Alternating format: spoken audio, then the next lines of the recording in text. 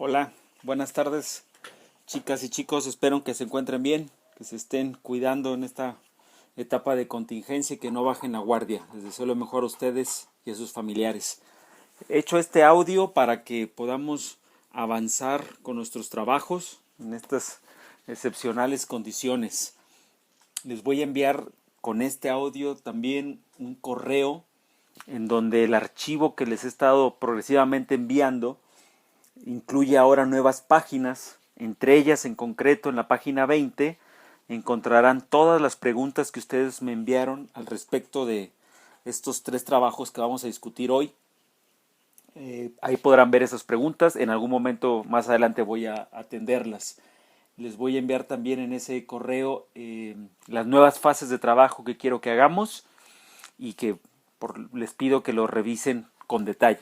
Pero bueno, vamos a entrar en materia ya a lo que nos toca hoy.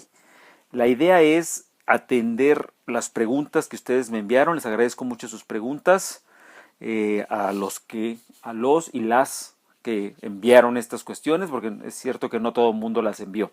Pero las que enviaron están bien interesantes y son bastantes. De hecho, las vamos a atender en un segundo momento de este audio. En este audio, el primer momento va a ser una especie de introducción muy general a los contenidos, a las ideas y a las nociones básicas del bloque 2, que es lo que estamos trabajando. Vamos a ir pues de lo general a lo particular. Haré una introducción, espero de unos 20 o 30 minutos, y luego de ello me voy directo a las preguntas que conforme las vaya mencionando, ustedes irán reconociendo, esta es mía, esta la mandé yo, ¿de acuerdo? Entonces, para cerrar, por supuesto también, si después de este audio y lo que lean en el archivo que les voy a enviar por correo electrónico, siguen teniendo alguna consulta, alguna duda, algo que no ha quedado demasiado claro, con toda confianza, vuélvanme a escribir sus preguntas y las resolvemos. La idea, sin embargo, es que ojalá este ejercicio sirva para que las dudas vayan cada vez siendo menos. Bueno, entonces decía que íbamos a empezar con una cuestión muy amplia, muy genérica, sobre recordándonos un poco el objetivo, las nociones del bloque 2 para ubicarnos, para saber dónde estamos. Vamos a empezar por lo siguiente. Cuando nosotros hablamos de los partidos políticos y estamos planteando en nuestro bloque número 2 el origen, el nacimiento, el contexto, la emergencia de lo que vamos a llamar partidos políticos modernos, un primer elemento importante es no perder de vista que estamos hablando de partidos políticos modernos. Subrayo modernos. ¿Por qué? Porque este es un elemento que nos va a ayudar a tener la siguiente claridad. Cuando uno lee sobre partidos políticos, muchas veces los autores pueden estar hablando de partidos políticos sin demasiada preocupación en si ese fenómeno, el que le llaman partido, es ya un fenómeno moderno o no. Ustedes podrán encontrar autores, sobre todo contemporáneos, que puedan decir los partidos en la Grecia clásica, o los partidos como los mencionaba Maquiavelo. Esto es común, no necesariamente es un error, pero en nuestro curso, y siguiendo una observación de Sartori, vamos a reservarnos la palabra partidos políticos para los fenómenos que estrictamente van a nacer en la modernidad. Por modernidad, aquí vamos a llamarle a este fenómeno la segunda mitad del 19.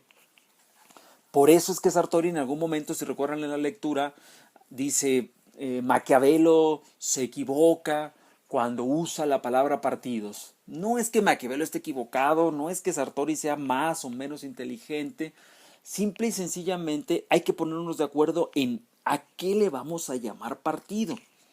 político moderno. Si nosotros por partido político vamos a entender un fenómeno nacido en la modernidad, concretamente en la segunda mitad del 19, porque es ahí donde se dan ciertas características que no existían hacia atrás, entonces ahí es donde nosotros en este curso, insisto, vamos a reconocer la frontera para ponernos de acuerdo, para por lo menos tener ese consenso por partidos políticos. En este curso vamos a entender, siguiendo a Sartori, un fenómeno político con ciertas características que están relacionadas con la parlamentarización de la política y después de ello con la democratización de la misma, cuando se viene progresivamente cierta serie de reformas electorales que van a poder ir ampliando el sufragio electoral.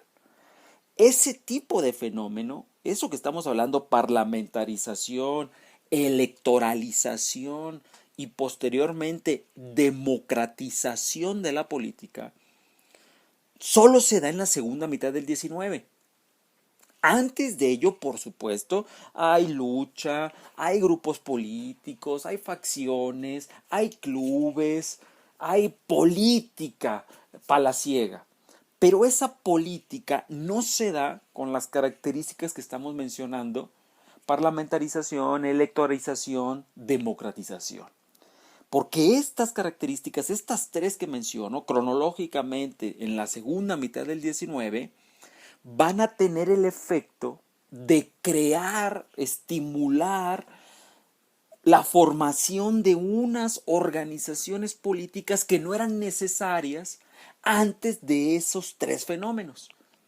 Esas nuevas formas que van a ser burocráticas, masivas, no solo dentro del Parlamento, sino también fuera del Parlamento, que van a buscar el voto no solo de las élites, sino también cada vez de la población común.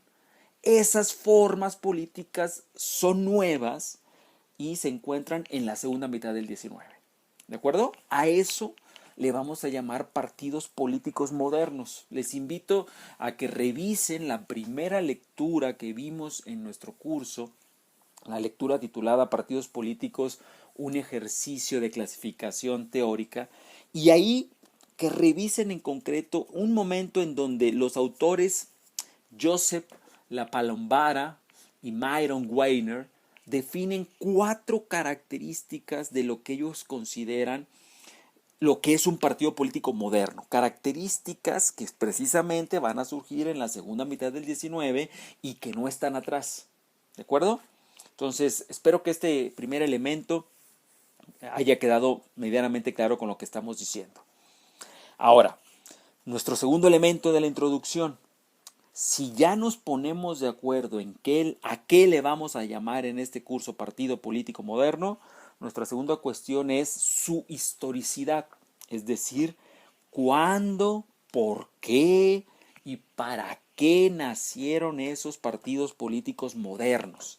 A eso le llamamos historicidad, su origen histórico, su contexto, su emergencia. Un primer elemento obvio de esta historicidad es su fecha.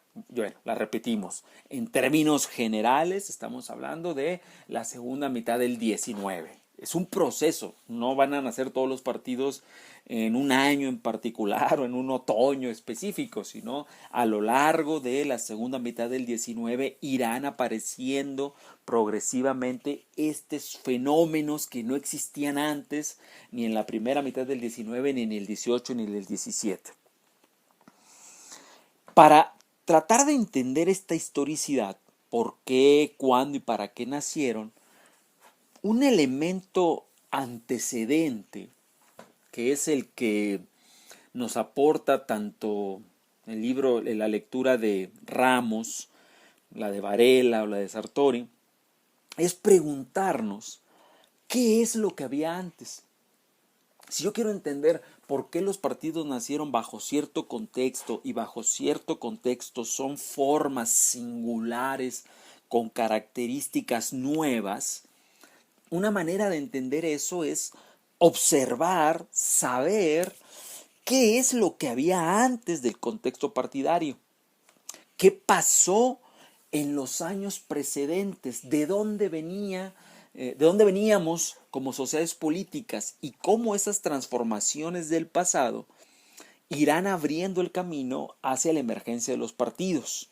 Si yo logro entender lo distinto que era el pasado y por qué en el pasado era muy difícil imaginarse, piensen ustedes en monarquías absolutas, que hubiera un sistema de partidos plural, competitivo, pues eso me ayuda a poder entender la singularidad del fenómeno que estamos discutiendo.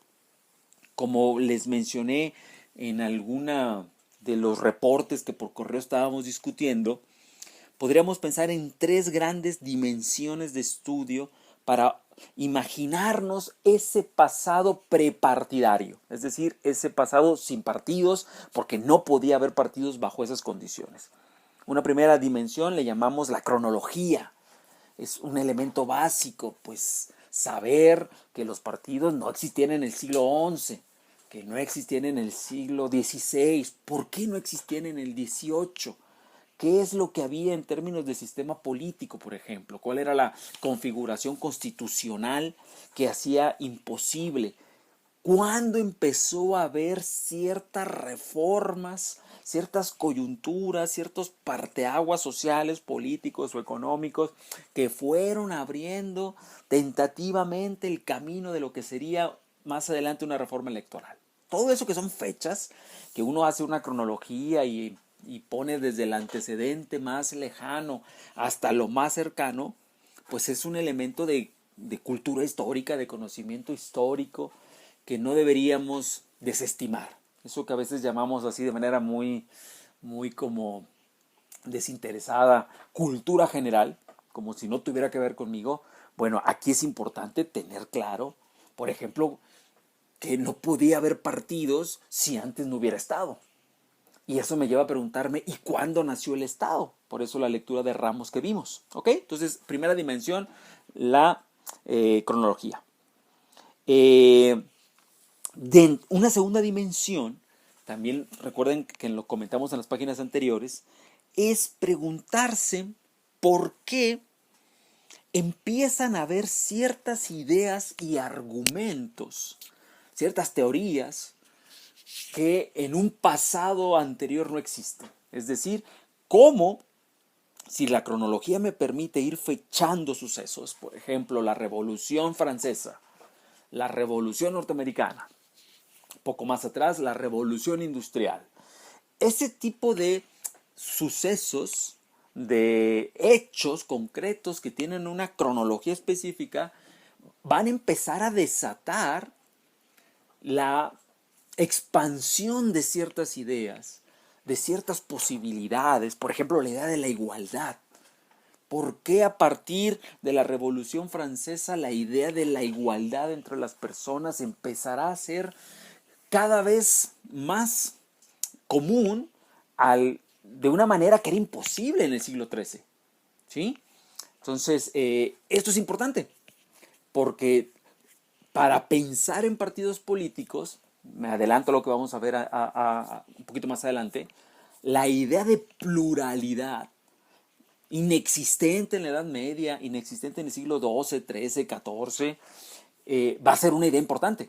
Pero esa idea no va a surgir de la nada, no va a caer como un meteorito o van a ser por generación espontánea, sino que es una idea que está relacionada, por ejemplo, si pensamos en pluralidad religiosa, uno tiene que tener claro la reforma luterana, ¿no? La reforma dentro de la propia iglesia, lo que se llamó el cisma de Occidente, que se empezara a reconocer que no solo la iglesia católica era la única forma de práctica religiosa.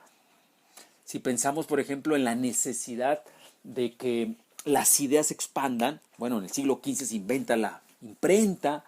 Entonces, ahí hay un buen ejemplo entre cómo ciertos sucesos históricos hay que tratar de relacionarlos con esta segunda dimensión, las ideas, los argumentos, incluso se llama historia de las mentalidades, que empieza a permitir estas nuevas realidades. Y la tercera y última dimensión, esta es una dimensión que yo les decía también en el documento anterior. Es muy interesante porque a los que les guste, por ejemplo, las películas, pues una forma de hacernos precisamente una imagen de lo que estamos leyendo en los libros y que a veces nos queda muy lejano en la pura letra de los libros, es acercarnos imágenes. Ver películas, ver documentales que intentan capturar esos momentos históricos que estamos tratando de estudiar. Aquí mencionamos, no porque fuera la recomendación más importante, ni mucho menos, sino porque estaba a mano en Netflix, y el que tenga Netflix pues podrá echarle un ojo.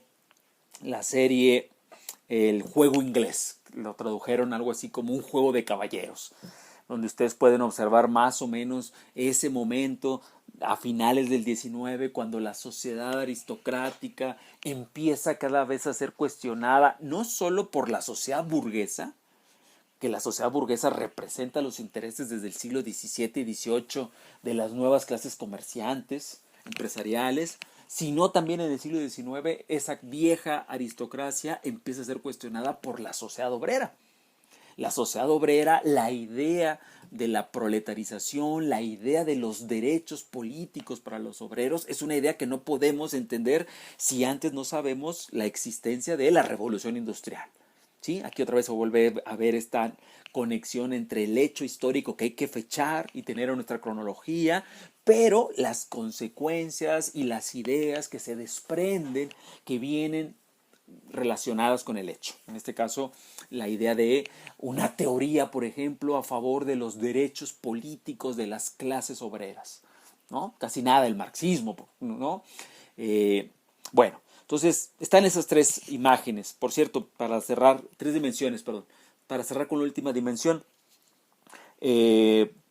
alguien me comentaba en sus preguntas que le había gustado la serie, el juego de caballeros, el juego inglés.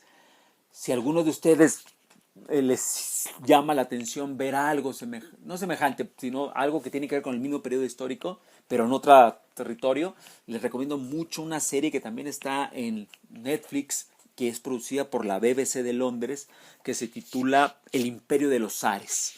Esa es una muy buena manera de observar por qué en el pasado anterior, incluso muy remoto a los partidos políticos, no había condiciones por ningún lado para que hubiera partidos. ¿Por qué los partidos van a nacer hasta finales del 19? ¿Por qué en el caso de Rusia más se tardarán? Porque esas condiciones anteriores están relacionadas con el imperio zarista. Entonces es una serie además muy entretenida, ¿eh? No es una serie histórica, aburrida, monotemática, ¿no? Es una serie que tiene mucha acción, que tiene mucha reconstrucción de los sucesos históricos. Está conducida más por una chica muy divertida, creo que les puede llamar la atención. Si a alguno de ustedes les gusta, por ejemplo, la literatura, hay un escritor ruso que es fenomenal, que hasta el día de hoy es un monstruo, es un clásico, es hermosa su literatura. Él se llama Anton Chekhov y pueden revisar entre sus muchas obras de teatro que también les van a hablar de una aristocracia que empieza a ser desplazada, que está en crisis a finales del 19. Sus obras de teatro seguro que las encuentran en Google. Hay muchas, una en particular que es muy bonita, se llama El Jardín de los Cerezos. Y es precisamente esto que le estoy diciendo. La salida de la historia de la vieja aristocracia y su progresivo reemplazo por nuevas clases sociales. Esto se le llama muchas veces en la literatura el fin del viejo régimen. Un viejo régimen monárquico, aristocrático, basada en la nobleza, en los terratenientes, y que va a ser desplazado por las nuevas clases empresariales, las nuevas clases burguesas, las nuevas clases capitalistas que son las que trabajan.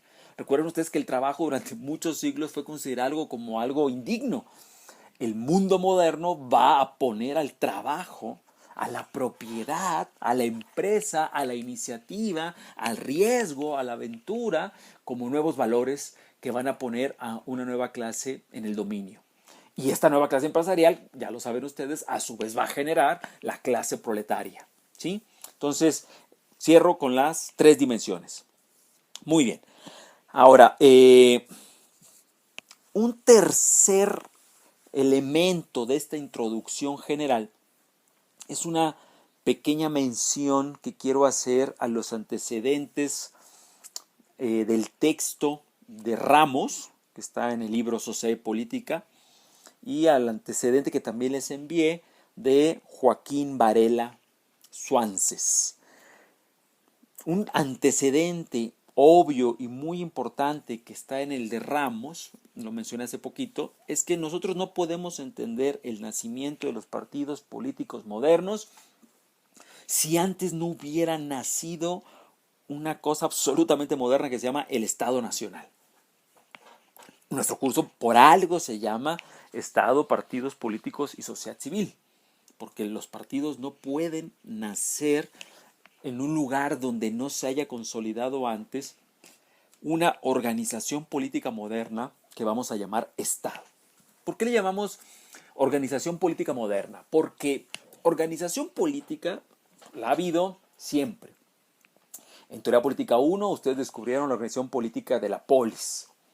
En Teoría Política 2, por ejemplo, cuando leyeron a Maquiavelo, se enteraron que había reinos, había provincias, que también son formas políticas para tener poder, para organizar el poder. Pero esta cosa llamada Estado, y esta es una hipótesis de Norberto Bobbio, probablemente sea Nicolás Maquiavelo el primero. Nicolás Maquiavelo escribió en el siglo XVI. Probablemente Maquiavelo sea el primero que lo usa en sus escritos, la palabrita Estado. ¿Por qué? Porque si es el primero que la empieza a usar, quiere decir que es una palabra nueva, que es una cosa, la palabra, que designa un fenómeno empírico hasta entonces desconocido. ¿Qué es lo que teníamos antes del Estado? Es decir, ¿qué organizaciones políticas preestatales había? Lo acabo de mencionar. Reinos, provincias, feudos, ¿sí? Son antecedentes, polis, mucho más atrás. Pero el Estado, que es una forma política que va a tener un proceso de origen largo, conflictivo, no siempre lineal, es decir, no se avanzó siempre hacia adelante y para siempre y de manera sostenida. Es un proceso que puede tener retrocesos, que puede tener pérdidas, que puede tener desviaciones, que se puede poner entre paréntesis durante siglos porque hay guerras, etcétera, etcétera. Bueno, ese proceso iniciaría hacia el siglo XIV-XV y culminaría hacia finales del XIX. Vean ustedes cómo esta precedencia histórica, es decir, que esté antes la formación del Estado Nacional, pues es una premisa para que solo dentro de un Estado nacional, mediana o logradamente conformado, se avance después hacia la creación de partidos políticos. El texto de Ramos creo que es por eso muy interesante. Muy interesante porque sé que hasta ahora ustedes solo han podido leer el análisis que yo les mandé de Ramos, pero ese texto de Ramos lo podrán sacar de nuestras carpetas apenas regresemos a nuestros cursos, porque es un texto que vale mucho la pena. Es uno de los textos que se toma el tiempo de explicar con mucho detalle algo que aquí vamos a tratar de resumir, porque si nos metemos en detalle a Ramos, nunca llegaremos a Sartori ni a sus preguntas. Básicamente me interesaban muchas cosas, pero una cosa importante es que vieran la historicidad del proceso, lo largo que es, lo complicado y difícil que fue formar un Estado. ¿Por qué complicado y difícil? Porque para formar un Estado, esta nueva organización política se tiene que imponer a las organizaciones políticas previas. No hay ningún reino, ningún feudo, ninguna provincia que diga, ¿cómo no? Yo cedo todos mis poderes, cedo todas mis prerrogativas para este nuevo Estado. Claro que no. Eso se tiene que dar mediante luchas, imposiciones, violencia. Ahí hay un primer elemento importante. El Estado, no hay Estado en el mundo que haya nacido sin violencia, porque ningún señor feudal cedió sus posesiones, sus dominios, sus ejércitos privados de pura buena onda. Tuvo que ser sometido. El elemento que decíamos de la soberanía en el texto de Ramos, la soberanía quiere decir control interno, que el Estado se convierta en la fuerza política y armada que hacia adentro de la nación sea la más importante. Y eso, insisto, no se da ni de la mañana, ni de la noche a la mañana, perdón, ni de manera pacífica, armónica y feliz. Son enfrentamientos muy largos. Entonces, un primer elemento que pone Ramos es el contexto de la guerra.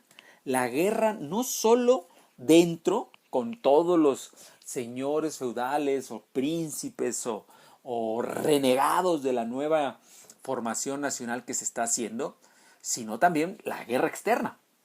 Porque fijar un estado es fijar fronteras. Fijar fronteras es decir, hasta aquí llego yo. Y acá no puede entrar nadie, acá es mi país y acá no puedo aceptar que entren los ejércitos de otra nación. Esa fijación de fronteras también implicó derramamiento de sangre, lucha, enfrentamiento. ¿Ok? Entonces, esto es importante. Weber le llamaba el origen bastardo del Estado. No es cierto que los estados se hayan formado, insisto, con un pacto feliz. Esa teoría del contractualismo es una teoría interesante, pero es una teoría filosófica, es una teoría normativa para que nos tratemos de imaginar de manera prescriptiva, heurística, cómo pudo haber sido. Los filósofos lo pueden explicar así, pero los sociólogos, los historiadores, los antropólogos que revisan la conformación empírica siempre nos han mostrado que además del posible espíritu normativo y el posible pacto para dar seguridad, eso se logró con lucha, con enfrentamiento, con sangre a lo largo de muchos siglos. Además, segundo elemento importante de Ramos y de este panorama muy amplio del Estado, el segundo elemento o la segunda base de la formación nacional del Estado es el capitalismo. El proceso de conformación del Estado nacional corre históricamente de forma paralela a el proceso de génesis y expansión del capitalismo. Hasta el día de hoy tenemos un montón de teorías y no hay ningún acuerdo sobre qué fue primero. Es el problema del huevo o la gallina. Para muchas teorías, el capitalismo habría engendrado el Estado y de esa manera el Estado pasaría a ser un apéndice de los capitalistas. Algunos estados ofrecerán evidencia empírica para decir, mira, esta teoría es buena. Pero también ahí tenemos la teoría contraria. Muchas veces han sido los estados que precisamente para consolidar su fuerza política han creado todas las reformas económicas necesarias para expandir el capitalismo. Y tenemos también muchos estados en la vida empírica que parecen confirmar, es decir, aportar evidencia de esta segunda teoría. Como es tan difícil de establecer la causalidad, ¿qué fue primero, el huevo o la gallina? Generalmente se ha llegado al consenso de observar que lo que tenemos es un paralelismo histórico entre la formación del Estado, que concentraría el elemento político, el elemento de la violencia física legítima, como diría Weber, y la formación del capitalismo que condensa o representa el elemento económico, el elemento del mercado. Estamos hablando de dos grandes bases de la vida moderna. Por una parte, la autoridad política. En la vida moderna vamos a tener una autoridad política nueva que se llama Estado.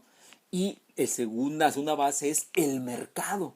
Porque antes del mercado, en la vida premoderna, pues tenemos una economía de autoconsumo, muchas veces limitada a la agricultura, por supuesto, con poca energía de dinero, de capitalismo. Lo que hay básicamente es una economía que se mueve en base a los elementos naturales, el agua, ¿sí? Los ríos, la luz, el sol.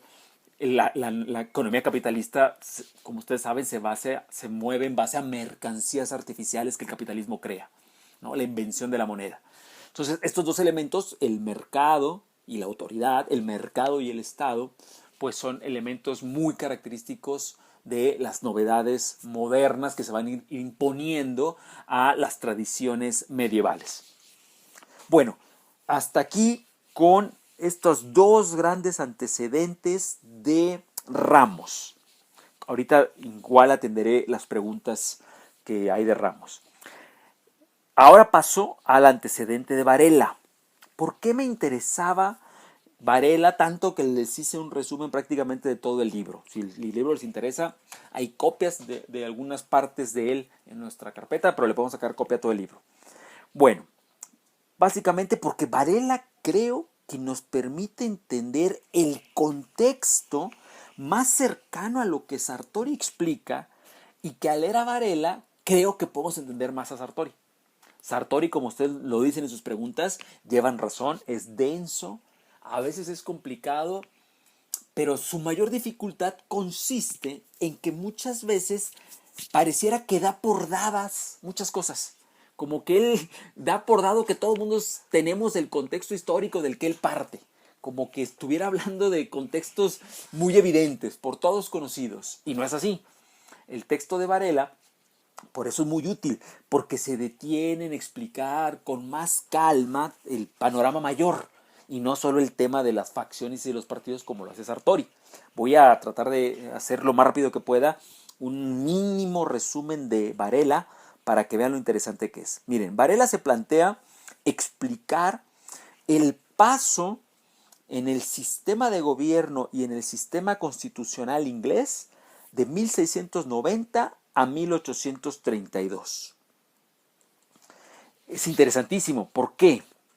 Porque al tratar de explicar este tramo, estamos hablando de finales del 17 a la primera mitad del 19, ¿qué pasó en este tiempo en términos de sistema de gobierno y sistema constitucional? ¿Qué quiere decir esto? ¿Cuáles son las ideas que eran comunes, que empiezan a cambiar, que empiezan a cuestionarse, que empiezan a ser relegadas?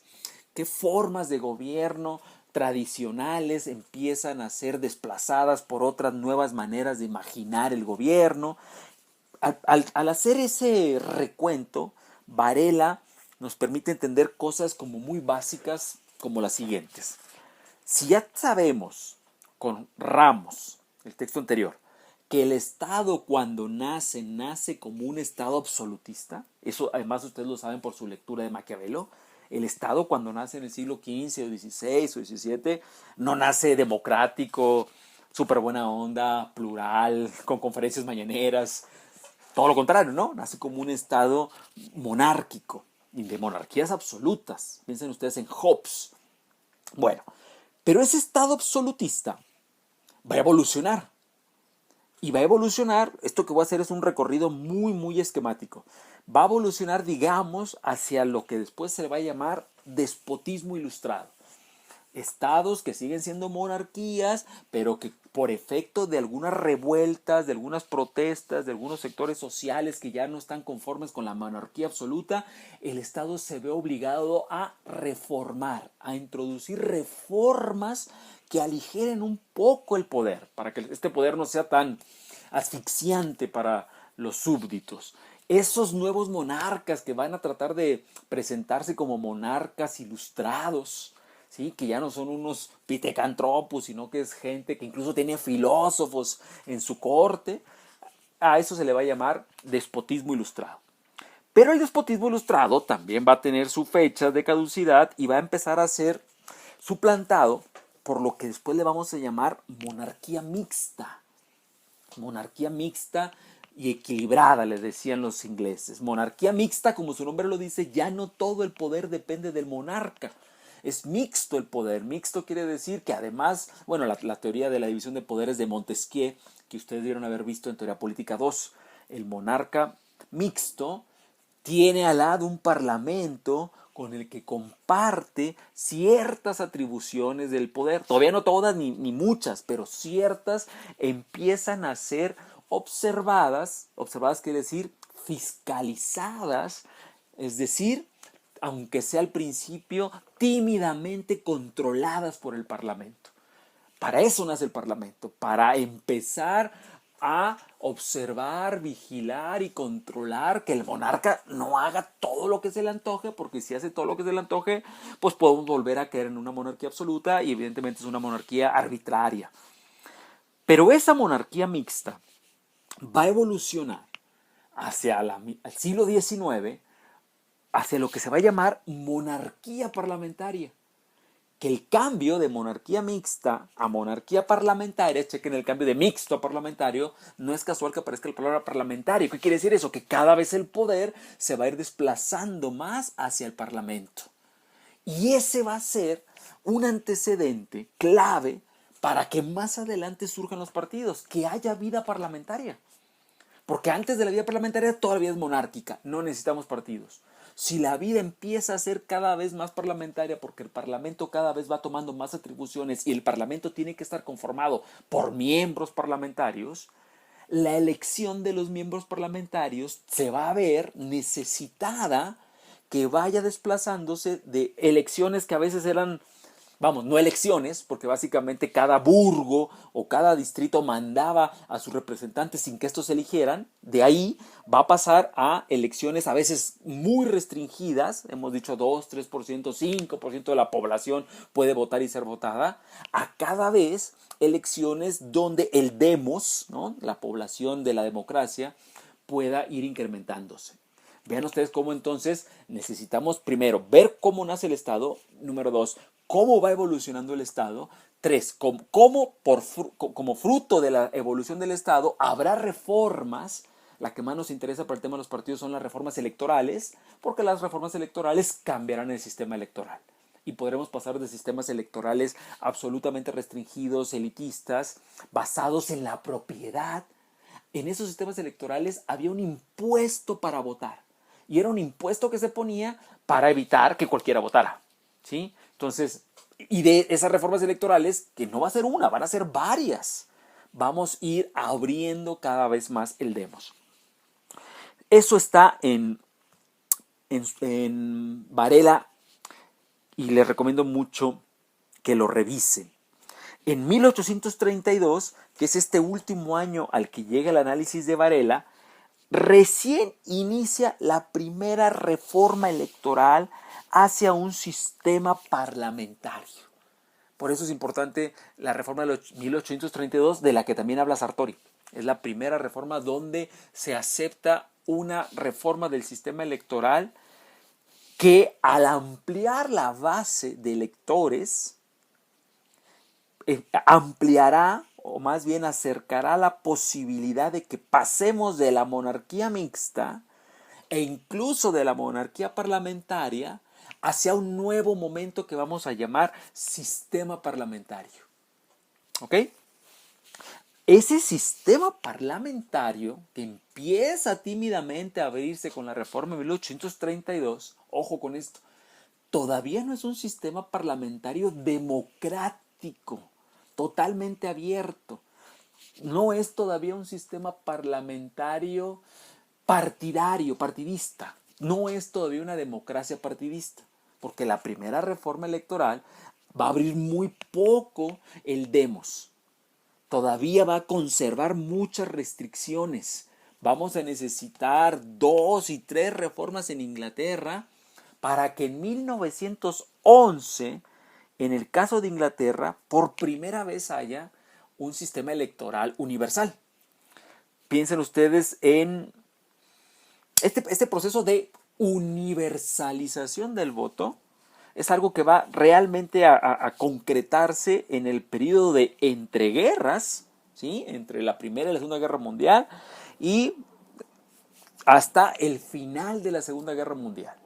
Por eso, por ejemplo, México hasta 1954 concreta la universalización de su sistema electoral cuando le da el voto a la mujer.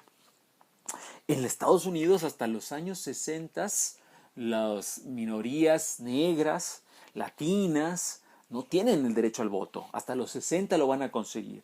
En Suiza, hasta 1971 se da la universalización al voto, porque hasta ese año las mujeres obtienen el derecho político a votar. ¿Ok? Entonces, por eso es muy importante, si pueden, revisar la lectura de Varela. Estaba viendo si hay otra cosa de Varela de las que les pueda mencionar. Básicamente, lo que creo que ayuda mucho también es que al detenerse en todo este tiempo, en todo este periodo que acaba de mencionar, Varela va a explicar muy bien por qué el paso de las facciones a los partidos es un paso que está relacionado con esta transición de la monarquía mixta a la monarquía parlamentaria.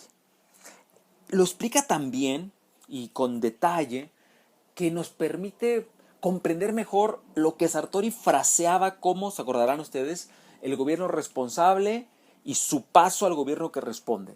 Sartori no lo explica mal, pero a veces este juego de palabras, y como son muy poquitas páginas, 2 o 3, donde pone su cuadrito, recorrerán al final de su capítulo, este juego de palabras entre gobierno responsable y gobierno que responde quizá no se termina de entender tan bien.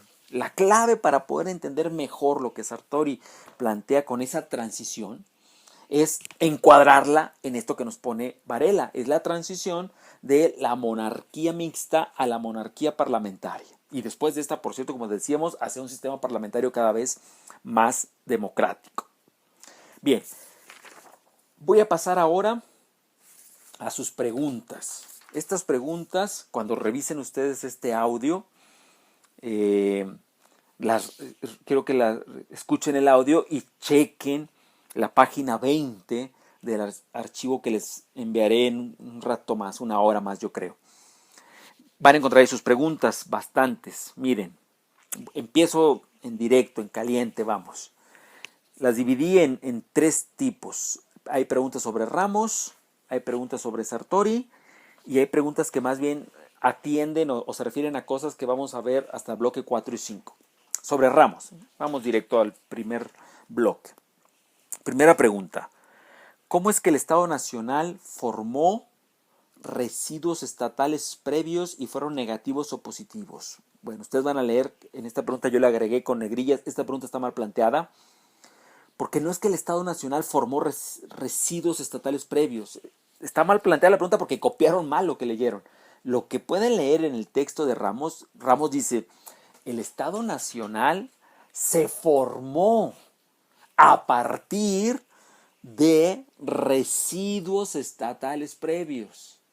Eso es muy distinto. Lo que está tratando de explicar Ramos es el Estado Nacional, el proceso de formación del Estado Nacional no surge de la nada, no es generación espontánea, no cae del cielo, sino que en una nación, en un territorio, piensen ustedes, a ver un ejemplo, hay una nación que todos conocemos que se llama Italia, ¿no? Que lo está pasando requete mal ahora con el coronavirus. Bien, pero Italia no se llamaba Italia en el siglo XVI. Cuando ustedes leyeron a Maquiavelo, Maquiavelo estaba, el libro El Príncipe es un libro para tratar de crear un Estado nacional.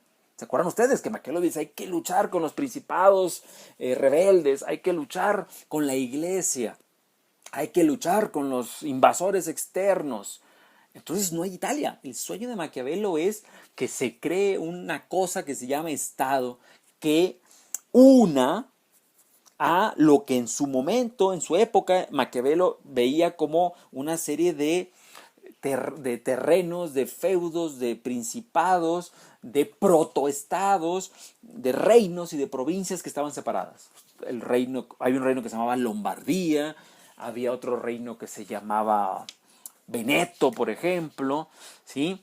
Hay una gran novela que después se ha hecho película en muchas versiones que se llama El Gato Pardo, sobre esto. Si a ustedes esto les interesa, por ejemplo, a los que les gusten las imágenes, las películas, vean esa película y se van a dar cuenta de que ahí se está discutiendo el momento en que los grandes señores, terratenientes, aristócratas que antes eran dueños de un terreno que se llamaba Lombardía o la Toscana, están lamentándose que con el avance del Estado ellos van a pasar a ser ciudadanos de un estado, pero ya no los reyes de una provincia, ¿sí?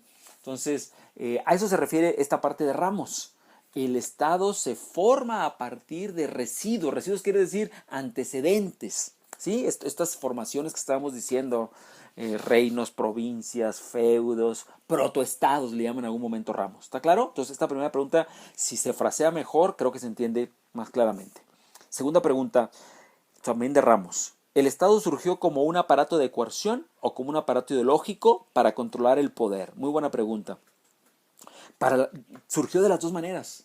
Surgió tanto como un aparato de coerción, no puede haber estado en un lugar donde dentro del territorio no se crea un poder que atemorice al grado de que por la coerción que nos ejerce ya no estamos dispuestos a desobedecerlo.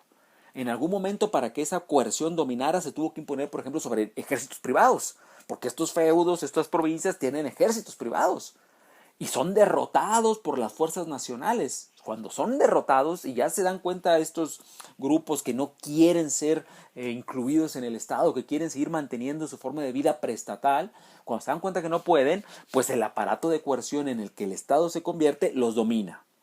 Pero esa es la fuerza física, el ejército. No es la única fuerza por la que se forman los estados. Hay otra fuerza muy importante, que es, esto se relaciona con otra pregunta que viene más adelante, que es lo que vamos a llamar el poder infraestructural. El poder infraestructural es el poder que el Estado usa para poder persuadir, convencernos, hacer que los ciudadanos nos autoobliguemos a ciertas conductas sin necesidad de que el ejército o la policía nos obligue a ello. Piensen ustedes, la educación, la socialización, la cultura, la creación de la identidad nacional, la creación de los héroes patrios, el culto y la leyenda a la revolución o a la fundación del Estado, a la independencia.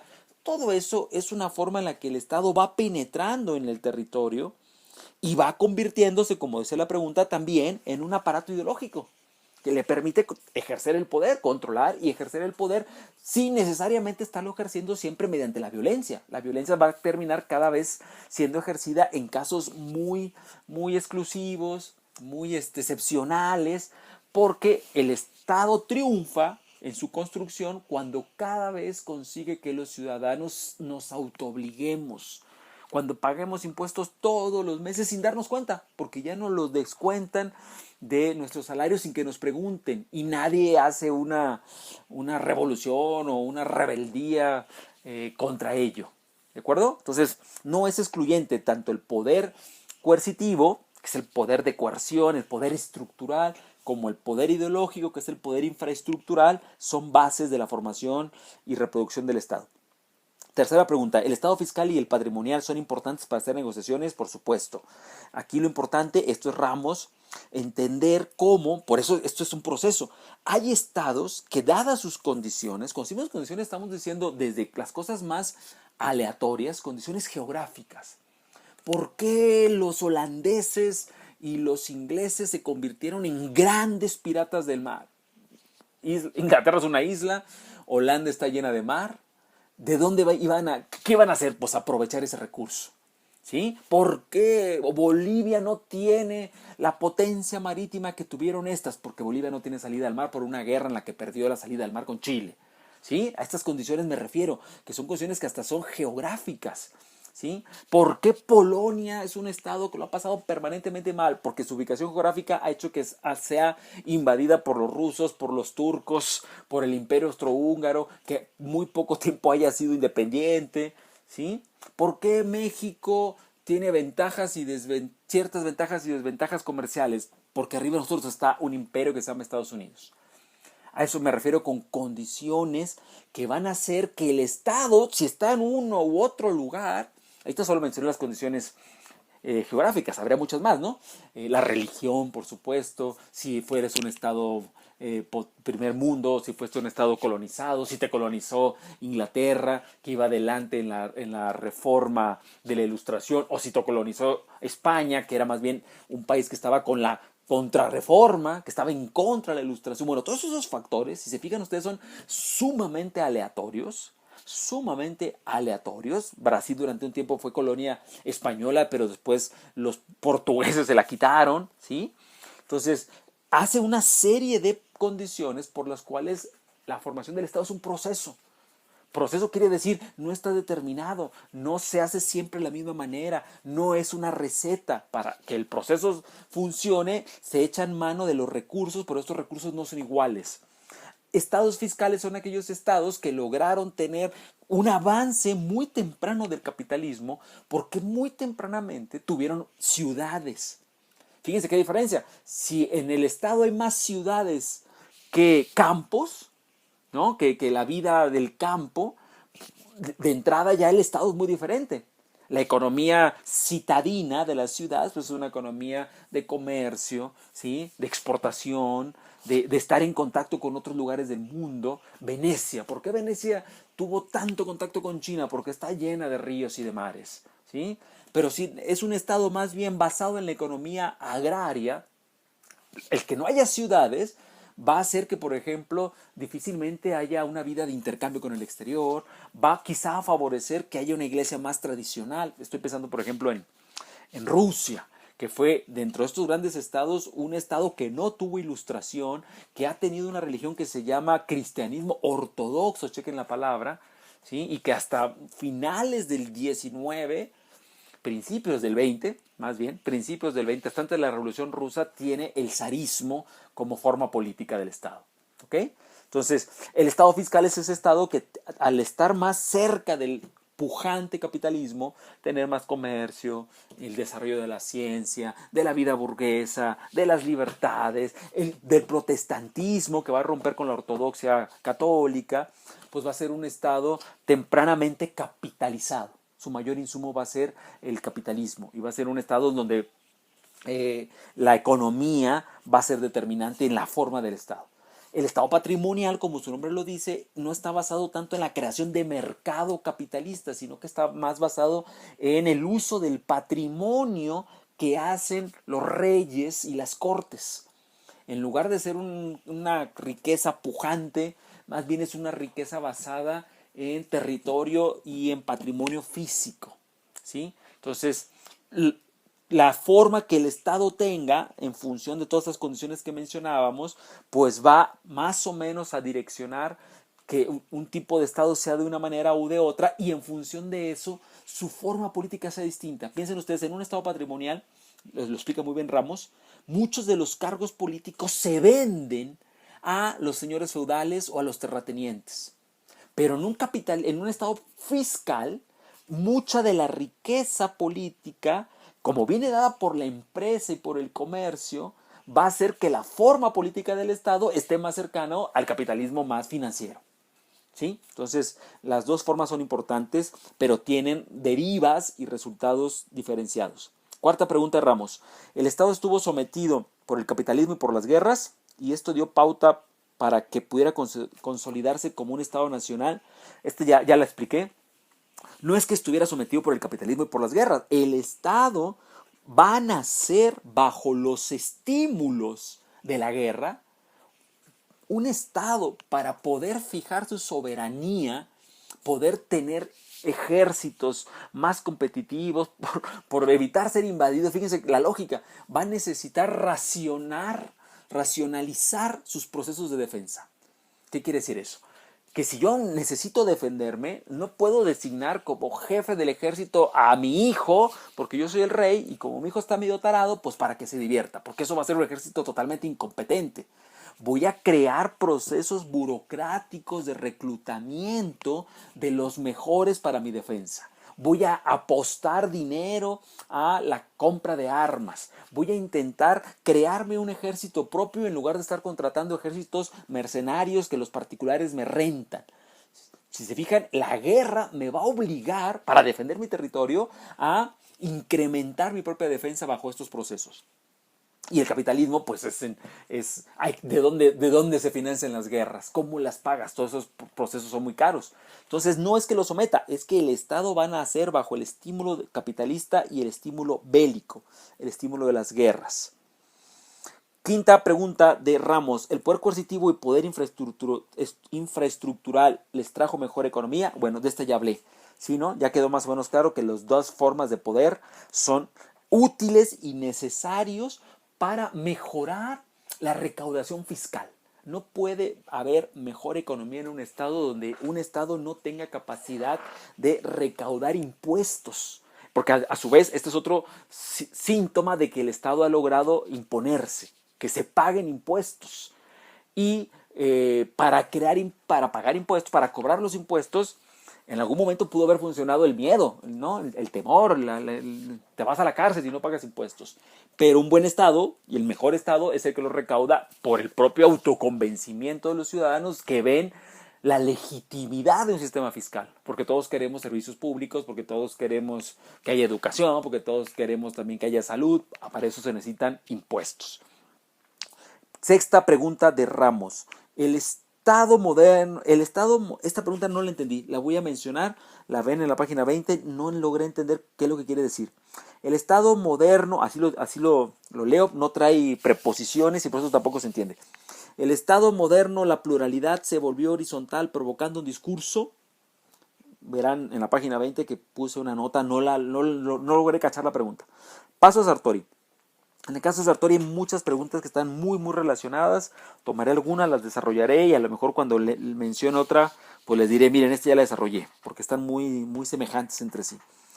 1. ¿A qué se refiere Bolingbroke al decir que las facciones son peores que los partidos? 2. Fíjense, de hecho voy a leer varias de Bolingbroke. Eso permitirá hacer una respuesta general.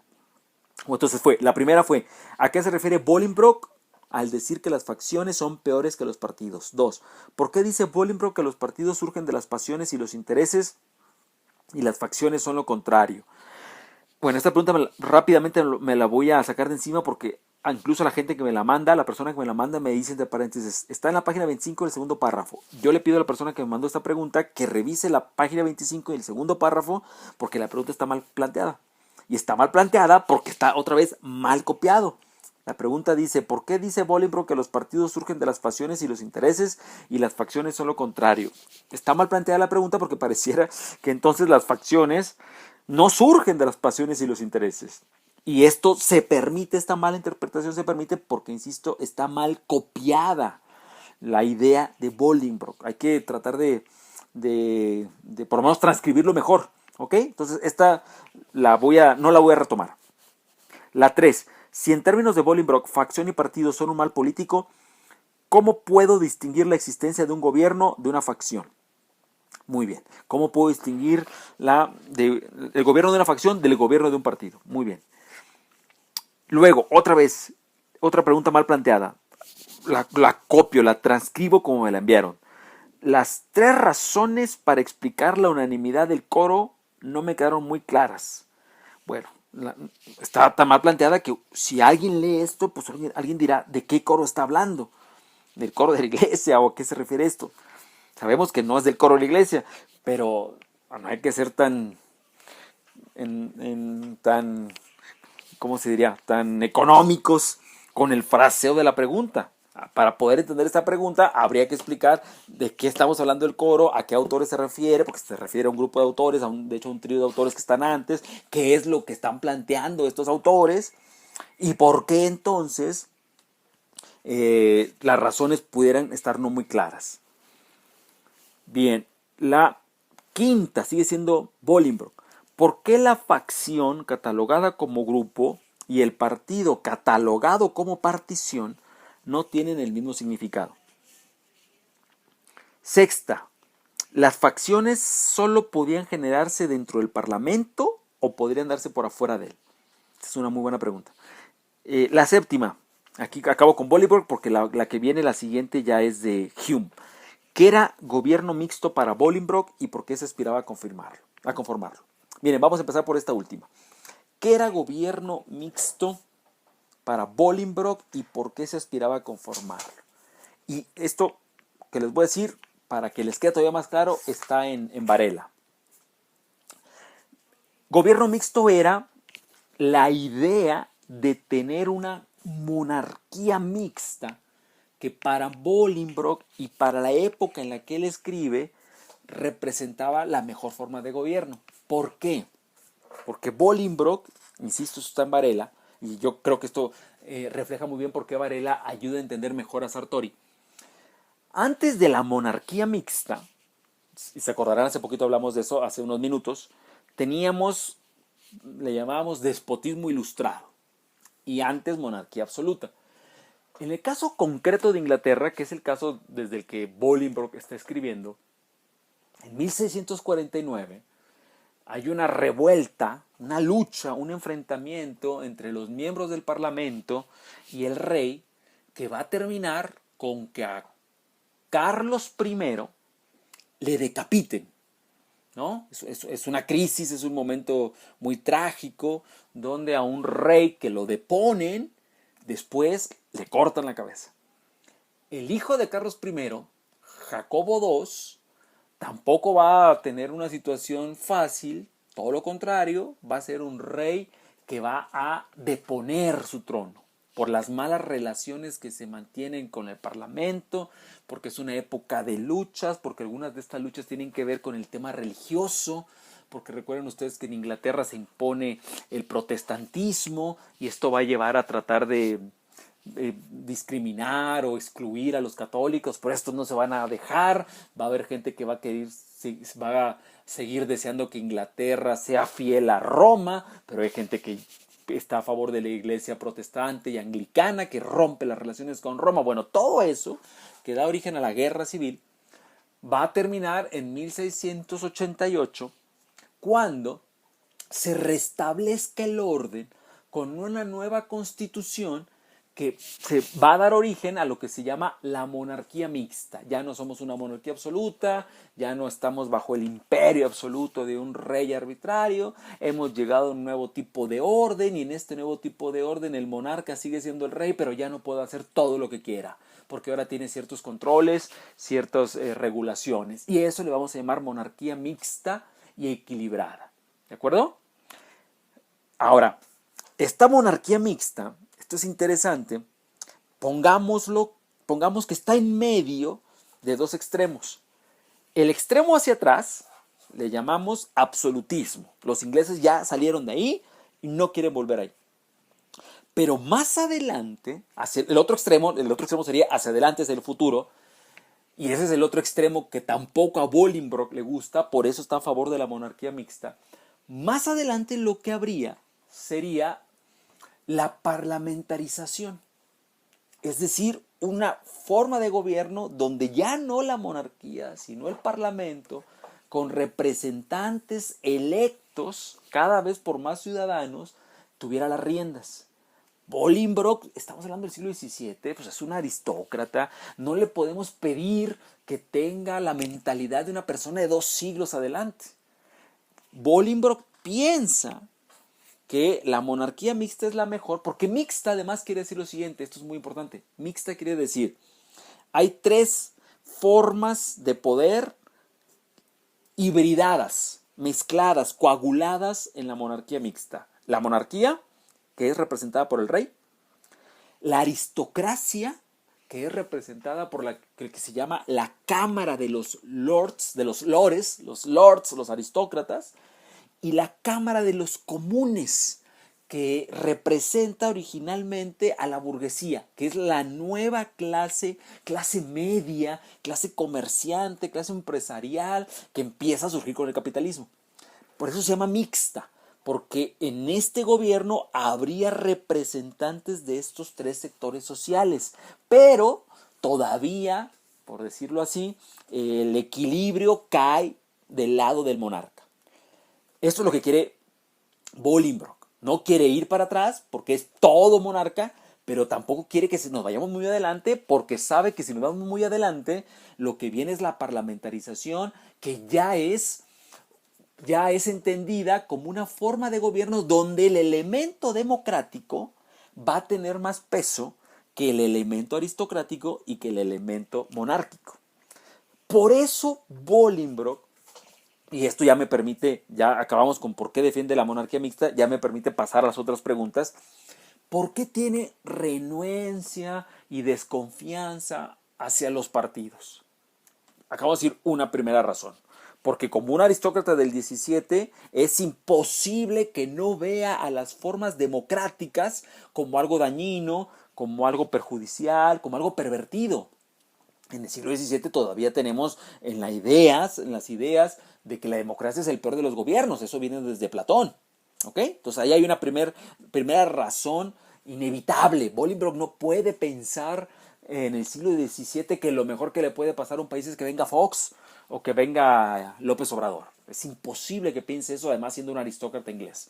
Segunda razón, en ese momento en el que él escribe, y en eso Sartori es la clave, todavía etimológica y coloquialmente la palabra partido y la palabra facción se usan como sinónimos. Y por lo tanto, facción y partido se usan para decir, son grupos que dividen, son grupos que parten a la sociedad, son grupos que la polarizan, son grupos que ponen el interés particular encima del interés general.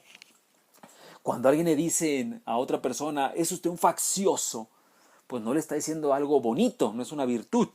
En ese tiempo, la idea de partido es sinónimo de facción. Ahora, fíjense, aquí viene lo otro. ¿Por qué dividir a la sociedad? ¿Por qué tener intereses particulares está mal visto? Porque en ese momento, y fíjense cómo esto que voy a decir, en este momento, el día de hoy, no lo pensamos así. En ese momento se cree que por encima de todos los sectores, las clases y las diferencias que puedan tener las personas, habría un supuesto y supremo interés común, ¿no? Y que la política consistiría en ponernos de acuerdo y en seguir ese interés común que estaría por encima de todas las diferencias particulares. Es decir, que habría un interés general, común y objetivo por encima de los intereses particulares, subjetivos, ¿no? O sesgados. ¿Por qué digo que esto ya no lo pensamos así? Porque hoy en día la democracia que tenemos existe porque precisamente nos hemos dado cuenta, pero eso sucedió hasta finales del 19 y del 20, que lo que llamamos interés común es la competencia entre intereses particulares. No podemos imaginarnos que PRI, PAN, PRD y Morena, por encima de ellos haya un interés supremo al cual ellos tengan que obedecer. Pues no, lo que sabemos es que PRI, PAN, PRD y Morena presentan programas particulares, subjetivos y sesgados de cómo ellos entienden el interés común. Y que la democracia consiste en ver dónde las mayorías ubican un programa que les parece lo más cercano al interés común. Pero fíjense cómo llegamos a ese interés común a partir del reconocimiento de que los intereses particulares son inevitables que existan. Porque ni el PRI, ni PAN, ni Morena, ni el Verde, ni el PRD, ni son lo mismo, ni quieren lo mismo, ni representan lo mismo. ¿De acuerdo? Pero en el siglo en el que vive Bolingbroke, no se puede pensar así.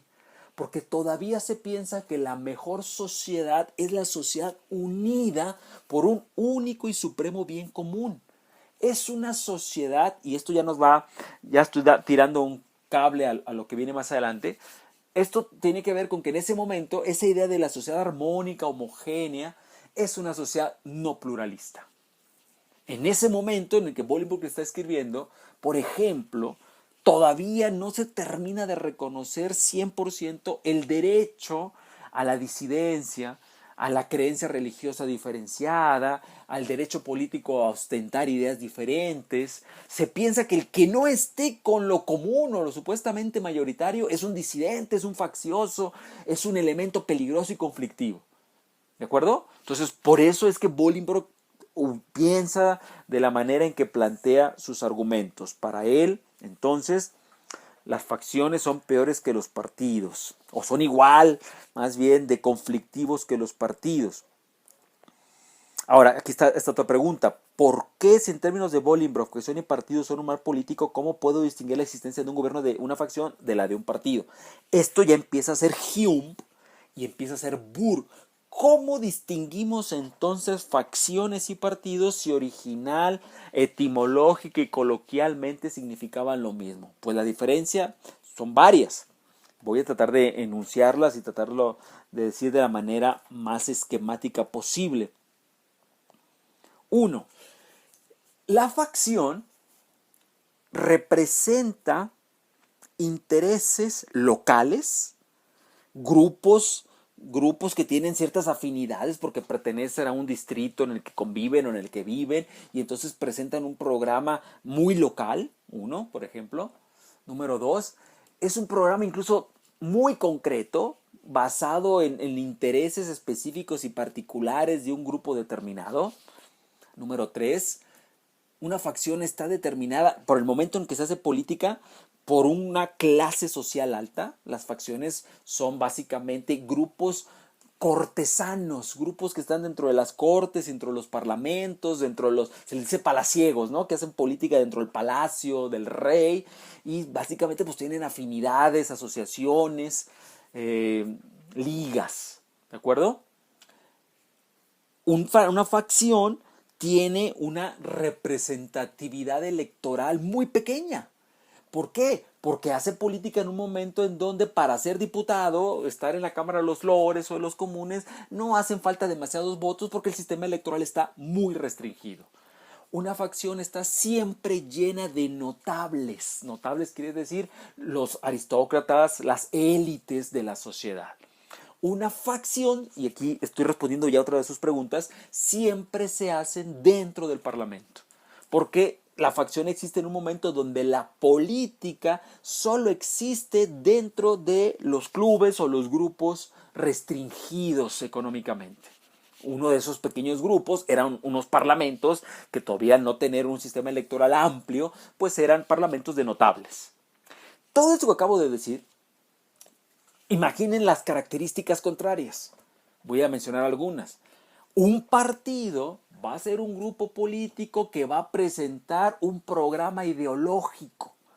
Y cuando decimos ideológico estamos diciendo un programa abstracto, lleno de principios, lleno de cánones, como les llamaba Beime, lleno de ideas, lleno de doctrinas que son nociones muy teóricas, son abstractas, no son tan concretas, tan específicas, tan locales como las facciones. Un partido se va a formar no solo dentro del Parlamento, porque hay partidos que van a nacer dentro del Parlamento, también se va a formar fuera del Parlamento. Va a haber, son creaciones extraparlamentarias. Hay partidos que se llaman así, creados dentro y creados fuera. Un partido, aquí otra diferencia, va a necesitar tener una organización extraparlamentaria, que le vamos a llamar el comité electoral, la organización burocrática, la que se encarga de mantener la organización, la burocracia, pero va a tener también un brazo parlamentario, que son el grupo de legisladores. Esta vinculación entre dos órganos, uno dentro y otro afuera del Parlamento, no lo tiene la facción, solo lo tiene el partido. Un partido va a tener miembros legislativos electos bajo un sistema electoral amplio, que va a ser el fruto de las reformas electorales. Eso tampoco lo tiene la facción. ¿De acuerdo? Un partido, aquí hay otra gran diferencia, cuando nacen los partidos políticos modernos y la idea de la democracia moderna, van a nacer bajo la idea de la prohibición del mandato imperativo. Ustedes saben que mandato imperativo es yo soy representante de un sector y tengo la obligación de defender solo estas cosas que me ha pedido mis representados, mi distrito electoral. No puedo discutir otras, no tengo libertad como representante porque tengo mandato imperativo.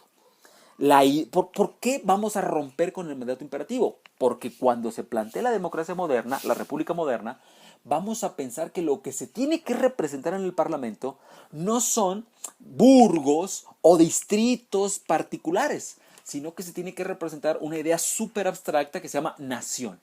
Vamos a tener representantes de la nación. Y si quiero que los representantes sean de la nación, el representante tiene que tener libertad de discusión para poder cambiar su voto, para poder incluso votar en contra de lo que su distrito le pidió, si resulta mejor. Eso se llama prohibición del mandato imperativo. Usted, representante, no representa a sus electores del distrito 7. Usted no es el mandadero del distrito 7. Usted representa a la nación. Eso es muy abstracto. Y solo los partidos van a tener la aspiración de representar a la nación. Y de ahí se desprende una última diferencia, que es una diferencia, por supuesto, normativa. Normativa quiere decir, idealmente, dado que los partidos nacen bajo estas características, programa, organización masiva, burocracia, una parte extraparlamentaria y una parte parlamentaria, etc., todas las que ya mencioné, idealmente se pensaría que los partidos van a poner por encima de los intereses particulares los intereses nacionales. Ahora, acabamos de decir, Esos intereses nacionales que los partidos van a discutir van a ser la visión que el grupo tenga de los intereses nacionales, porque no existe un interés nacional por encima de estas visiones. ¿Se entiende? Tenemos el interés nacional según nos dice el PRI, PAN o el PRD, según sus programas, pero no es que exista un interés nacional que sea una especie como de tabla de Moisés, donde digamos, esto es, y está por encima de los partidos. No, los partidos van a presentar sus propias visiones particulares del interés nacional. ¿De acuerdo? Para poder llegar a los partidos, aquí hay otro momento de distinción con las facciones, necesitamos llegar a una sociedad que se dé cuenta que los partidos son partes de la sociedad y parten a la sociedad, pero no porque los partidos sean la causa de la que la sociedad esté partida, no, los partidos reflejan las divisiones de una sociedad moderna. Fíjense la paradoja, los partidos los terminamos de aceptar cuando nos damos cuenta que contra nuestro sueño así guajiro y armónico de una sociedad única, bella, donde hubiera un solo representante para todos, cuando nos damos cuenta que ese sueño es imposible, vamos a tener que reconocer que ese sueño es imposible porque si somos una sociedad moderna, la sociedad moderna está partida, está dividida, está fragmentada. Y lo único que podemos hacer es permitir que esas divisiones se representen políticamente. Eso van a ser los partidos políticos. Para poder llegar a aceptar esto, estamos hablando de una sociedad plural. Plural no solo porque ya está dividida y hay divisiones reconocidas en partidos, sino porque es una sociedad que no tiene ya el sueño de superar sus diferencias y volver al seno materno donde haya una sola forma de vida para todos los demás. Porque esa idea sería una idea muy tradicional. Una sociedad que renuncia a esa idea tradicional es una sociedad plural. Plural quiere decir, podemos reconocer que existen distintos credos políticos, religiosos, económicos, sexuales, étnicos, y no tenemos problema con eso. No los queremos desaparecer, no los queremos homogeneizar, sino que al contrario, queremos que se representen y se escenifiquen políticamente. ¿De acuerdo? Eso es un tremendo avance porque es el fruto de la revolución industrial, de la revolución intelectual, de un proceso de modernización. Bien, terminamos con Bolingbroke. Hume. Sobre Hume y su tipología de partido, dice la pregunta. ¿Se podría decir, estas dos tipologías pueden ser parte de la transición de la república a la democracia? Con esto se puede entender un poco el pasado con el mundo moderno. Bueno, esta pregunta también la van a ver, es la 8, la página 20. La segunda parte de la pregunta no la entendí, no me quedó nada claro, así que atiendo solo la primera que básicamente cuestiona si con la tipología de Hume se puede decir que esta tipología es parte de la transición de la república a la democracia. No, está como mal armada la pregunta. La tipología de Hume es un buen ejemplo. Lo que hay que ver es lo siguiente. Mientras Bolingbroke decía todos los partidos son iguales a las facciones, no hay por dónde moverse, ¿no? Son iguales. Hume dice, bueno, habrá de partidos a partidos. Y fíjense la diferencia, no es lo mismo decir todos son iguales a decir, bueno, cierto que hay muchos partidos que son igual a facciones, que son muy malos, pero no necesariamente todos son así. Hay de partidos a partidos. Y ahí viene la tipología donde dice, bueno, hay algunos partidos que se forman en base básicamente a intereses. Hay unos partidos que se basan o que se forman en base a afectos. Y hay partidos que se basan, más bien se forman en base a principios y valores. Hume empieza a darse cuenta pues que no todos los partidos son iguales y que estos partidos que empiezan a formarse en función a ciertos principios y valores, precisamente los principios y valores, al ser abstractos, al ser teóricos, al ser ideológicos, estarían diciéndonos, uy, esto ya no se parece a las facciones, porque las facciones no tenían ni principios ni valores. Simplemente iban a buscarle el poder, los despojos del poder, y estos otros están planteándome un programa sumamente abstracto. Me están diciendo vota por mí, pero no porque yo soy Pedro y yo soy tu amigo. Me están diciendo vota por mí porque soy un partido que tiene estos principios. ¿De acuerdo? Entonces, eso es lo importante de Hume. Si esta tipología se relaciona con la transición de la república a la democracia, esa pregunta tampoco la logro entender muy bien. Si quieren, después volvemos a ella, si la gente que la formuló la quiere replantear. Bien, pregunta número 9 de Sartori. ¿El protopartido nace de las facciones de los partidos parlamentaristas? Muy buena pregunta. Sartori, en términos de Sartori dice en algún momento, Hume, Bolingbroke, incluso Burke, llegaron a ver no al partido político moderno, no la segunda mitad del 19, porque se murieron antes, ¿no? No vieron eso, pero vieron lo que estaba antes, un poquito antes, el antecedente, el germen. Sartori le llama el protopartido, en algún momento le llama el partido embajador, en algún momento le llama los gérmenes de partido. ¿Qué quiere decir eso?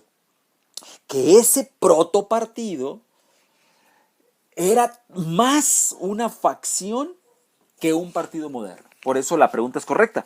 El protopartido, dice la pregunta, ¿nace de las facciones de los partidos parlamentaristas? Sí.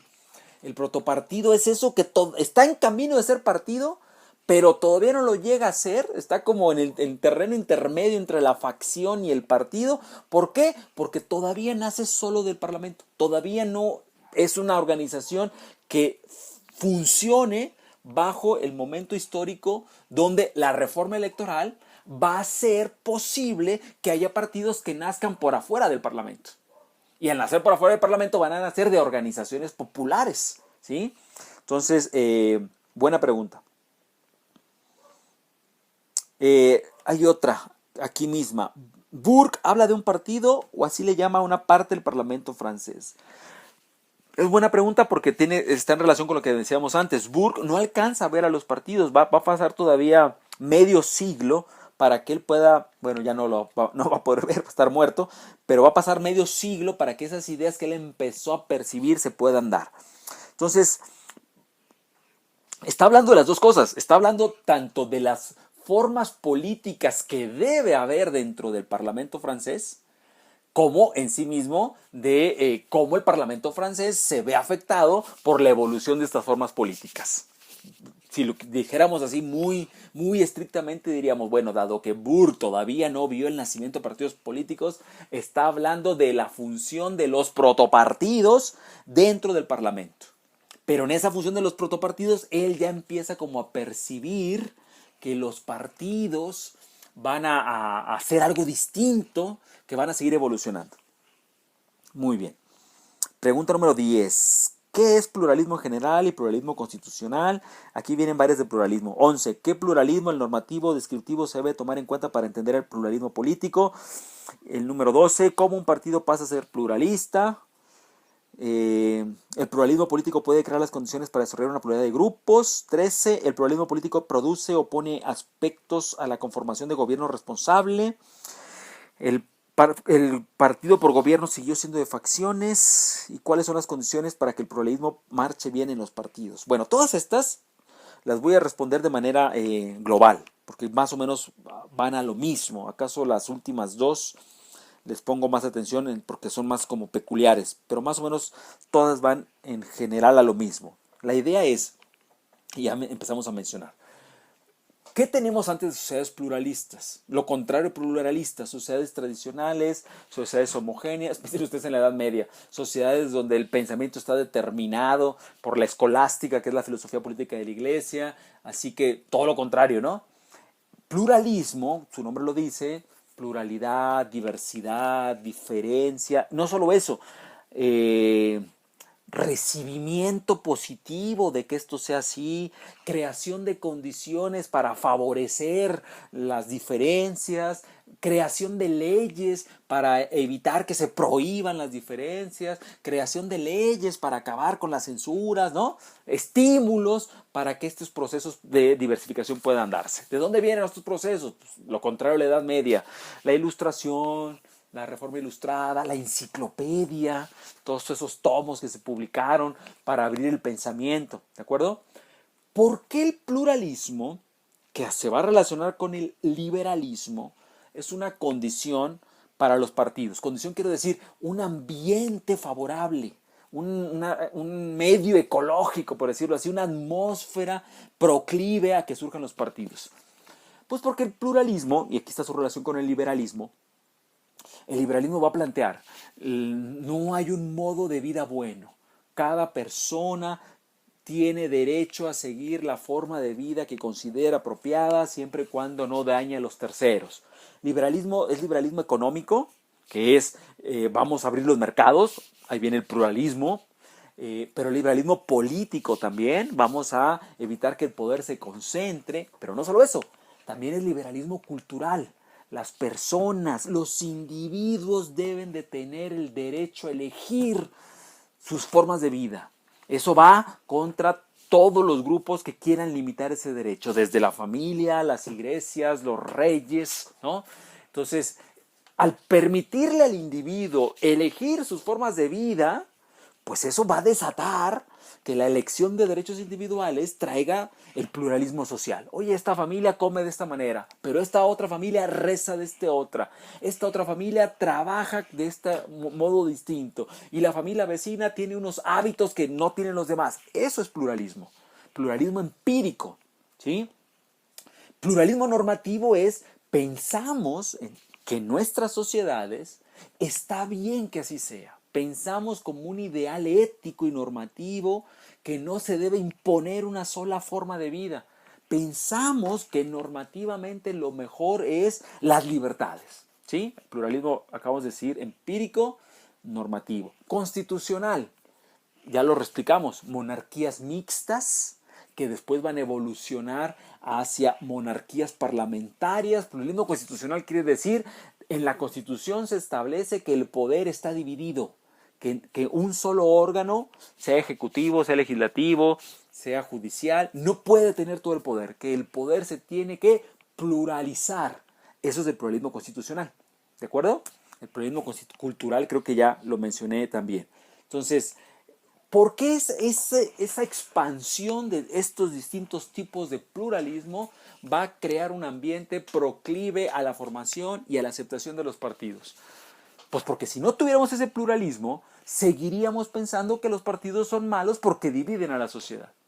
Solo cuando tenemos ese pluralismo podemos darnos cuenta que los partidos no dividieron a la sociedad, que la sociedad ya estaba dividida porque era una sociedad plural, que había aceptado que en una sociedad hubiera católicos, cristianos, ortodoxos, musulmanes, librepensantes, ateos, budistas. Y que ese Estado, por ser un Estado plural, se considerara laico. Solamente cuando nos damos cuenta que eso es mejor a tratar de quemar a todos los que no tengan mi propia religión, en esa circunstancia plural vamos a entender que el partido no divide la sociedad ya está dividida, y que precisamente como consecuencia de la división plural de la sociedad, que existan partidos es algo bueno, porque los partidos le van a dar salida a estas identidades diferenciadas, van a buscar representación para intereses distintos, van a escenificar de manera pacífica y regulada el conflicto entre nuestras propias diferencias. ¿De acuerdo? Entonces creo que eso más o menos cierra por qué el pluralismo es muy importante. Había dos preguntas peculiares, que eran las que voy a atender para acabar con pluralismo. ¿El partido por gobierno siguió siendo de facciones? Aquí está mal copiada la pregunta, mal planteada. No es el partido por gobierno. Lo que Sartori dice es el gobierno de partido. Fíjense qué importante es esto. Gobierno de partido. Como su nombre lo dice, un gobierno donde se forma por partidos políticos, sus miembros son postulados por partidos políticos y además sigue políticas partidarias. Es un gobierno donde ya los partidos políticos terminan de ser el centro de la democracia. Es el gobierno del sistema parlamentario. Ese gobierno no lo vio ni Bolingbroke, ni Hume, ni Burke. Es el momento en el que Sartori dice, estos cuates a lo mucho llegaron a ver lo que se llama el gobierno responsable. Gobierno responsable quería decir, había un parlamento, son monarquías mixtas, recuerden, o monarquía parlamentaria incluso ya. Había un parlamento, el parlamento tenía parlamentarios, pero eran electos por distritos electorales muy reducidos. Y eran responsables porque básicamente dentro del Parlamento se llevaba a cabo la responsabilidad política del rey, es decir, el rey tenía unos ministros, un primer ministro que tenía que dar cuenta y ser responsable de la política del rey. El parlamento para eso existía, para ver, quiero ver los presupuestos, quiero ver por qué tomaste estas decisiones, quiero ver por qué aumentaste el impuesto, ¿sí? ¿Ok? Y a su vez había responsabilidad política porque estos parlamentarios pues tenían que rendir limitadas cuentas a su muy limitado distrito electoral. A eso se le llamaba gobierno responsable. Gobierno responsable es lo contrario a gobierno irresponsable. El rey puede hacer lo que le pegue la gana y los parlamentarios no los elige nadie, sino que llegan solos. ¿Ok? Eso es irresponsable. Y ya expliqué que era responsable. El tránsito, que Sartori explica muy bien, va a ser posible porque se va a introducir la primera reforma electoral, después de la cual van a venir otras dos para el caso de Inglaterra, va a permitir que, uno, mayor parlamentarismo, porque es una reforma electoral que va a favorecer el elemento popular de la monarquía mixta. Habíamos dicho que la monarquía mixta tenía 3 elementos: monárquico, aristocrático y democrático popular. Al meter nuevas reformas electorales para que haya más gente que vote, le estamos dando más juego, más peso al elemento popular democrático. Por eso os digo, se aumenta el proceso de parlamentarización de la monarquía, hacia una monarquía parlamentaria e incluso ya hacia un sistema propiamente parlamentario. Y con esto se incrementa la responsabilidad de dos maneras. El rey cada vez va a tener menos atribuciones, los parlamentarios más, pero lo más importante es que la elección, al abrirse a un mayor número de electores por la reforma electoral, va a ser necesaria la invención de una organización política que no existe para buscar el voto hasta por debajo de las piedras. Le conviene a la organización, porque ahora son muchos electores, pues ser masiva, burocrática, muy amplia, por eso no existía. Esa cosa que se va a llamar partido político va a ser ahora el elemento más importante de la dimensión popular democrática. Por eso, esos electores que van a llegar ahí van a tener una responsabilidad política más clara, porque son electos por un partido. ¿De acuerdo? Y a eso, cuando ya los que llegan ahí ya no llegaron porque son amigos, porque son notables, porque son conocidos, porque son vecinos del burgo, del distrito, sino porque son miembros de un partido con ideología, con principios, con eslogans, a eso le vamos a llamar gobierno de partido. Ya no es el gobierno de la facción, ya no es el gobierno del rey, ya no es el gobierno de los notables, sino el gobierno de individuos que llegan ahí no porque sean notables, sino porque son miembros de una cosa nueva que se llama partido político. Y que además va a gobernar con política partidaria. ¿Se cacha? Entonces, esa penúltima pregunta está clara. La última, condiciones para que el pluralismo marche bien en los partidos. Un ejemplo de ello. Bueno, esto creo que ya los puse antes, ¿no?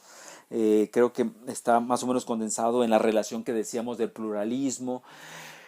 Para que funcione bien los partidos, básicamente que sea un pluralismo real, que sea un pluralismo regulado, legislado, estimulado, en donde los partidos al gozar de estas condiciones se puedan organizar, no estén prohibidos. Bajo esas condiciones empíricas, constitucionales y además normativas, el mundo partidario funciona bien. Ejemplo, pues prácticamente cualquier democracia moderna que piensen ustedes es un ejemplo de ello, donde haya no unipartidismo, porque el unipartidismo es la negación del pluralismo, es un régimen dictatorial o un régimen de Estado, donde haya ya sea bipartidismo o multipartidismo, pues es el reflejo del pluralismo político. No sé, cualquiera. La España después del franquismo, el propio México después de la hegemonía priista, todos los países de Europa occidental después de la Segunda Guerra Mundial, la Alemania que pasa del Reich, el tercer Reich Hitler, nazi, perdón, a la democracia plural que va a tener después. Bien, para cerrar, les agradezco su paciencia, estamos cerrando 3 minutos más. Preguntas que veremos propiamente en los bloques 4 y 5. 1, 15 en este caso. ¿En qué medida los partidos han logrado romper las facciones y cómo distinguirlo? Lo vamos a ver con calma. ¿Por qué las pongo aquí? Porque estas preguntas ya son preguntas que se salen de la órbita del siglo XIX y nos plantean una pregunta del siglo XXI. Si acaso el proceso de crisis actual de los partidos no los ha vuelto a llevado de nuevo a comportarse como facciones? Es una pregunta súper interesante. Ahorita no tiene caso que entremos en ella, la vamos a ver en el bloque siguiente. Para Sartori, pregunta 16, ¿los partidos son necesarios para garantizar la democracia o un Estado con gobierno? Las dos cosas. Lo interesante de Sartori es lo siguiente. Sartori observa y nos hace entender que a finales del 19, con todos estos procesos que estábamos viendo, con el crecimiento de las reformas electorales y después, sobre todo si pensamos que en el siglo XX vienen las guerras y vienen las crisis, Sartori, pero eso viene desde el siglo XIX, nos hace entender, ya para finales del XIX es evidente que la política moderna es política de masas. Porque en la primera mitad del 19 todavía las masas están excluidas. Todavía la política se piensa que debe estar en manos de las personas de riqueza, de modales y de cultura. Pero eso empieza, el viejo régimen va a ser desplazado por la política de masas, porque el propio viejo régimen va a crear su propio entierro con la exaltación del capitalismo que va a crear la proletarización. Las formas modernas, masivas, las masas quieren hacer política. Lo que Sartori nos hace ver es inevitable, no podemos seguir manteniendo el prejuicio aristocrático, la representación tiene que ser ahora universal, pero para hacer política de masas, para que el Estado tenga un gobierno y una estabilidad, si queremos que esto se haga bajo política de masas, necesitamos una cosa que se inventó para hacer política de masas, se llama partidos. En ese sentido, Sartori nos está diciendo, la democracia de masas, porque además la forma que va a venir de gobierno pues es la democracia, porque estamos hablando de las masas, la democracia de masas ha sido, y por lo menos hasta ahora sigue siendo, democracia de partidos. Porque no hemos inventado hasta ahora otra forma que nos permita conducir las masas a la política. ¿Ok? Entonces, la respuesta a esta pregunta sería, para Sartori, los partidos son necesarios para las dos cosas. Porque para Sartori, las dos cosas son las mismas, la democracia de masas y la democracia de partidos. 17 y penúltima. Para Sartori, un pluralismo de partidos es mejor que uno bipartidista. No, Sartori en eso no tiene problema. Hay bipartidismo, repúblicas donde vas democracias, donde el bipartidismo se ha consolidado, y otras donde el pluralismo ha tenido más suerte, no es suerte, tiene que ver con en un estado qué tantos intereses existen y cómo se han politizado esto, y si esta politización ha dado lugar a dos partidos fuertes, a 3, 4, algunos tienen hasta 20 o muchos más. Entonces ahí él estaría más bien a favor de una democracia partidista que funcione, que sea que desahogue el conflicto. Si lo hace de manera bipartidista, muy bien. Si lo hace de manera pluripartidista, también. Última pregunta.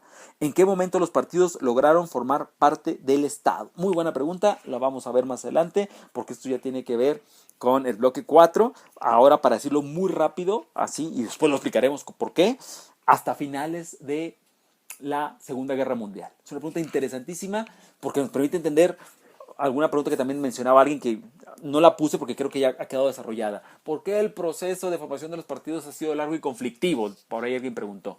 Pues aquí quedó claro. Si empezamos a ver que los protopartidos arrancan por ahí del siglo XVIII, que los partidos modernos será hasta la segunda mitad del XIX, fíjense, otro elemento, hasta finales de la Segunda Guerra Mundial, hasta 1945, los partidos empezarán a ser reconocidos dentro de las constituciones de los estados y por lo tanto empezarán a ser reconocidos como parte pública, legal, legítima de los estados modernos. Todo este tiempo que pasaron, mucho fue tiempo en la ilegalidad, en las prohibiciones, en algún momento en el clandestinaje, en algún momento en el desconocimiento jurídico, sin tener prerrogativas, sin tener derechos, ¿no? Este proceso de finalmente reconocimiento estatal después llevará a otro fenómeno que vamos a ver en el bloque 4 y 5, que es la estatalización de los partidos. Pero llegaremos hacia allá más tarde. Bueno, chicos, chicas, 1:39, lo siento, fue demasiado, pero creo que el tema lo meritaba y espero que haya sido útil para ustedes. Y rápidamente me despido subrayando que si tienen alguna pregunta, alguna duda, con toda confianza manden las observaciones, las preguntas. En poquito más de una hora les envío el correo que estaba pendiente con esta grabación también. ¿Les parece? Pues bueno, cuídense un montón, no bajen la guardia, cuídense a ustedes, cuiden a sus familias, tómenselo muy en serio, hay que tener paciencia, es una cosa muy excepcional, nadie estaba preparado para esto, para todos es nuevo y lo único que hay que hacer es ser cauto, precavido y muy cuidadoso. Hasta pronto, saludos, chao chao, que estén bien.